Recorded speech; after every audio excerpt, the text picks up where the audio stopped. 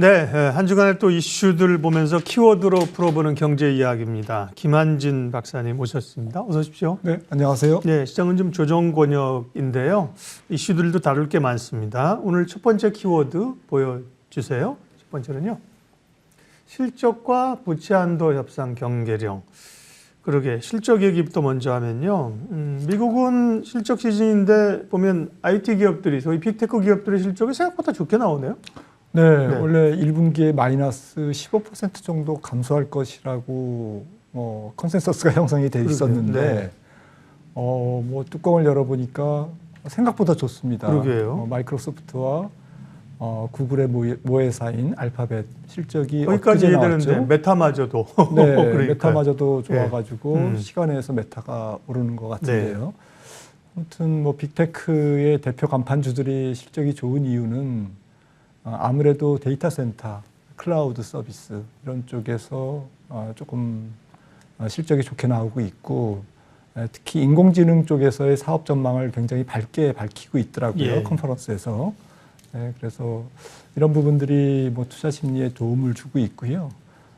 그리고 제일 먼저 나온 실적 섹터는 사실 은행이었지 않습니까? 맞아요. 대형은행 주들인데 대형은행주들이 괜찮았죠. 괜찮았어요. 네, 괜찮았고 두 번째로 나온 게 이제 소비재였는데 네. 펩시코라든지 뭐 맥도날드라든지 대부분 가격을 인상했어요. 한 10% 정도 미국에서 인상을 했는데 가격을 인상한 효과가 매출 감소로 거의 나타나지 않았다. 예. 필수 소비재고 또 먹고 마시는 이런 쪽의 업종이기 때문에 또 경쟁력이 있지 않습니까? 또 브랜드 파워가 있고 그런데다가 가격을 올려놓으니까 네. 오히려 마진이 올라가고 영업이익이 증가하는 그런 강력한 실적을 보여주면서 1분기 실적이 잘 넘어가고 있습니다. 원래 1분기는 마이너스 한 5% 이상 하락할 것으로 이제 전년 동분기 대비 하락할 것으로 EPS가 감속할 것으로 봤는데 지금 리피니티에 의하면 한 마이너스 3.9 정도, 그러니까 4% 하락도 채 안 되는 선방을 할 것 같고요. 네. 다음 분기는 한 마이너스 2%, 시장 컨센서스는 하반기부터는 조금 전년 동분기 대비 미국 S&P 500 기업들의 EPS 증가율이 플러스로 반전될 것이다. 이렇게 지금 전망을 하고 있기 때문에 좀 기대를 해봐도 되지 않을까 싶습니다. 네. 실적은 뭐 나름 선방을 하고 있는데 사실은 이번 주제에서 제일 중요한 거는 미국의 이제 부채 한도 협상입니다. 뉴스를 보면 긴장감이 좀 지금 높아지는 그런 단계인 것 같고요. 뭐 우리가 D-Day 이런 얘기 많은데 뭐 또 X-Day 이런 얘기 나옵니다. 부채 한도 협상은 어떻게 되는 겁니까? 네, 어제 하원을 통과해서 네. 뭐 공화당 중에서 4분인가가 이제 배신을 했지만 네. 뭐 과반수가 넘었기 때문에 뭐 하원을 통과했는데 문제는 이제 상원을 뭐 아시다시피 민주당이 장악하고 있기 때문에 도착 즉시 폐기될 것 같고요. 네. 또 대통령이 그 사이에 어쨌든 뭐 법안을 부결 의견을 낼 거기 때문에 좀 결국에는 정치 쇼죠. 네, 부채 한도 자체에 따른 협상이 결렬돼서 미국이 디폴트가 날 확률보다는 지금 공화당의 사실은 조금 말이 안 되는 주장이라고 지금 여론이 형성이 돼 있는데 네. 10년간 미국 재정 지출을 1% 이내로 동결하는 게 이제 공화당 지금 의견인데 이게 공화당 내부에서도 좀 여론이 좋지 않거든요. 그리고 지난번 설문조사를 한 게 언론에 보도가 됐는데 미국 국민들의 대다수가 좀 그만해라. 피곤하다. 네. 이렇게 좀 정치권에서 약간 공화당이 명분을 그렇게 계속 유지하기가 어려운 그런 분위기인 것 같습니다. 그래서 문제는 엑스데이트. 이번에 세수가 적게 거쳤기 때문에요. 그 바닥이 미국 재무부의 현금이 고갈되는 시기가 6월로 앞당겨질 가능성이 있거든요. 네. 그러니까 이거는 뭐 양날의 검입니다. 엑스데이트가 조금 6월이다 그러면 이게 조금 불안한 그런 협상에 따른 여러 가지 금융 불안이라든지 노이즈가 이제 뭐 한 달 정도면 해소가 될 거다라고 이제 볼 수도 있고요. 또 아무래도 6월이 엑스데이트라면 지금 마지노선이라면 지금 5월 달에는 금융시장이 조금 흔들릴 수 있다. 이렇게 해석을 할 수도 있지 않겠습니까? 네. 그런데 조금 아이러니한 게 최근에 미국 국채금리가 하락하고 있습니다. 그 하락하는 요인이 다른 것도 있지만 경기라든지 이런 요인도 있지만 이 부채 협상과 연관이 돼 있거든요. 그러니까 부채 협상에서 결렬되면 미국 정부가 부도날 확률이 높은데 사람들은 그게 불안하니까 안전자산인 미국 국채를 사더라. 좀 아이러니하죠. 그래서 이런 부분들이 미국 국채금리를 조금 낮추는 오히려 그런 순기능도 있기 때문에 네. 그렇다면 주식시장에는 그렇게 나쁜 환경으로만 보긴 어려울 것 같습니다. 부채 한도의 도달 시점, 미국 정부의 디폴트 예상 시점, 엑스데이라고 안 하고 엑스데이트라고 하는군요. 네. 모르겠습니다. 예. 부채 한도는 어쨌든 조금 노이즈가 좀 있을 수 있는 네, 얘기이고요. 예. 두 번째 키워드 확인하겠습니다. 예. 미국에서 이제 대통령하고 이제 한미 정상회담이 있었죠. 관련해서 이제 우리 경제 효과를 좀 따져보도록 하겠습니다. 정상회담을 마쳤습니다. 네. 뭐 여러 현안들이 있는데 경제적으로 보게 되면 이제 어떤 이해득실 내지는 어떤 결과를 좀 예상할 수 있을까요? 네, 뭐 저기 핵과 관련된 부분은 이제 뭐 비경제적인 요인이니까 예. 물론 이제 경제 전체적인 지정학적 문제와 연관이 있습니다만은 이제 그거는 차치하고 네. 경제 문제는 사실 포괄적인 것밖에는 안 나왔어요. 앞으로 이제 구체적인 게 속속 나오겠죠. 그런데 우리나라가 지금 제일 관심 있는 것은 IRA 법에서 한국 자동차가 피해가 있기 때문에 네. 이 피해를 최소화하는 조치가 앞으로 어떻게 나올 건지 이 부분이 가장 자동차가 굉장히 중요하지 않습니까? 지금 이대로 가면 이대로 가면 자동차가 이제 불이익을 받는데 이 불이익을 가능하면 이제 조금 시간을 벌고 그리고 예외 조항을 만들어서 한국 자동차 기업은 예외적으로 어쨌든 뭐 좀 부담을 줄여주고 이런 조치가 양국에서 이제 일어나야 되는데 이 부분은 이제 지켜봐야 될 것 같고요. 그런데 아무튼 한국과 미국이 경제 동맹, 안보 동맹일 뿐만 아니라 경제 동맹이라는 것을 재확인한 그런 상징적 의미가 있다고 봅니다, 이번에.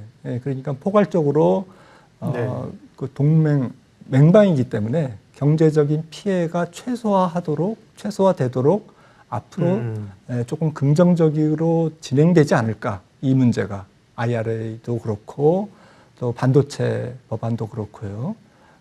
그리고 중국에 이제 우리나라가 조금 또 반도체 공장 2개나 SK 하이닉스와 삼성전자 공장이 2개나 있지 않습니까? 거기에 이제 반도체 장비를 반입하는 부분. 이 부분도 이제 어차피 가야 될 방향은 지금 첨단 쪽에서 중국과 손절하는 건데 문제는 지금 당장 손절하기에는 우리나라는 뭐 굉장히 괴로운 거죠. 있을 수가 없는 일이죠.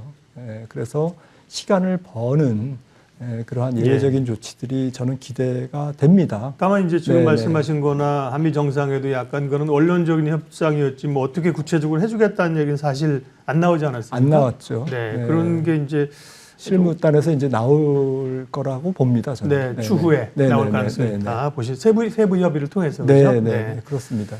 반도체도 이제 말씀하신 것처럼 자동차와 반도체, 미국의 반도체법에 따라서 중국이 미국 기업들을 규제할 때 한국 기업도 동참해라. 거기 가서 물건 팔 생각하지 말아라. 네. 이렇게 하면서 얘기를 하고 있는데요. 반도체는 그럼 어떻게 보세요? 네, 뭐 당장 타격이 있는 것은 아니겠죠. 그거는 뭐 사실 우리뿐만 아니라 미국 기업들조차도 중국 노출도가 있기 때문에 소프트웨어라든지 반도체 장비 수출이 있기 때문에 이게 원론적으로는 뭐 그냥 포괄적으로 우리가 중국과 손절한다, 뭐 미국도 뭐 팔지 마, 뭐 이렇게 지금 압박하고는 있지만 실제로 일이 진행되는 데는 상당히 현실과 조금 거리가 있을 것 같아요. 그러니까 좀 시간이 걸릴 것 같습니다. 실제적으로 좀 중국이 보복하는 데도 한계가 있고요. 중국도 사실은 한국의 반도체 장비가 필요하거든요. 그런 면에서 이 3국이 결국에는 조금 시간 끌기로, 그러니까 미국은 전체적으로 경제 정책이 실용주의거든요. 국익에 도움이 되냐 안 되냐는 거지. 네. 그냥 뭐 일단 정했으니까 뭐 그냥 뭐 무조건 해 뭐 이런 것은 아니거든요. 그래서 실용주의를 표방하는 미국의 경제 정책, 또 예. 외교 정책을 감안할 때 조금 시간이 걸리고 당장 그렇게 우려할 정도의 타격은 있지 않을 것이다라고 정리를 할 수 있겠습니다. 우리 기업들이 이제 밀당을 소위 잘 해야 되는데 그죠? 네. 그 가운데서 어제 하이닉스 거 한번 보여주시면요. 어제 뭐 적자 1분기 실적이 크게 났습니다만 뭐 시장은 알고 있었다라는 듯이 어제 오늘 이제 좀 오르는 모양새고요. 주가 보여주는 길에 에코프로도 한번 보여주세요. 대단합니다. 에코프로는 지금 정말 뭐 그렇죠. 뭐 무너지는 것보다 같이 가는 게 좋죠. 다만 좀 조정을 받지 건강하게 가는 게 좋은데 에코프로 또 10% 올랐어요. 에너지 참 대단합니다. 네. 김한진 박사님과 키워드 보고 있는데요. 세 번째 키워드 확인하겠습니다. 세 번째는요. 1분기 한국 경제 바닥을 탈출하는 것인가? 1분기 성장률 나왔는데요. 0.3% 그러니까 이제 전 분기 대비죠. QOQ인데 이 정도면 그러니까 시장 생각보다는 선방했다는 거죠. 저는 굉장히 약하게 봤습니다. 네, 원래 물론 이제 뭐 선방은 선방이지만 뭐 약간 느낌상 좀 약한데 뭐 이런 숫자 자체가 이런 느낌이 들었고요. 왜냐하면 뭐 말씀하셨듯이 지난 4분기가 마이너스 0.4였기 때문에 플러스 0.3으로 돌아선 것은 뭐 선방했다라고 볼 수도 있는데 소비가 0.5% 증가하면서 0.3%의 성장률을 견인했거든요. 근데 소비의 내용이 어쨌든 뭐 좀 리오프닝이 되면서 좀 왔다 갔다 하는 소비, 여행 소비라든지 음식료 이런 쪽에서의 소비인 거고요. 조금 부진했던 게 뭐 다 짐작은 했지만 설비 투자였습니다. 설비 투자가 4%나 감소했어요. 네. 그래서 이 설비 투자가 그렇지 않아도 좀 전에 키워드에서 미국이 말이 좋아서 한미 경제 협력이지 사실은 미국의 공장 지으라는 거잖아요. 그렇죠. 그러면서 이게 한국의 설비 투자의 감소의 신호탄이 아닌가라는 우려를 저는 지울 수가 없었고 IMF가 일찍이 우리나라 경제 성장률을 1.5% 지난 1월 전망보다 0.2%포인트 낮췄거든요. 1.5% 전망했는데 1분기 성장률로 봐서는 올해 성장률이 한 1.3% 정도로 더 낮아지지 않을까 이런 느낌을 받았고 독일이나 일본도 IMF가 지난번에 4월 22일 날 경제 전망할 때 성장률 전망을 낮췄습니다. 일본은 1.5%의 성장률을 올해 예상했지만 1월 달의 전망에 비해서는 0.5%포인트나 낮췄고 독일도 0.2%포인트 낮춰서 올해 마이너스 1% 성장, 마이너스 0.1%인가 성장을 예고했거든요. 네. IMF가. 이 공통점이 있죠. 한국과 일본, 독일. 제조업 수출 강국이라는. 그러니까 이번 세계 경기가 제조업 경기가 굉장히 크게 회복되면서 성장하는 게 아니라 코로나 팬데믹이 물러가면서 서비스, 민간 소비, 소매 매출 중심으로 좀 비교역제 중심으로 많이 회복이 되기 때문에 수출 강국들의 수출의 성장 기여도가 전부 낮아지는 그러한 특징을 갖고 있다라고 지금 보고 있습니다. 환율이 참 너무 가팔라요. 네, 이게 좀 약간 이상 현상으로 보이는데 달러 약세에도 워낙 약세 환율 상승인데요.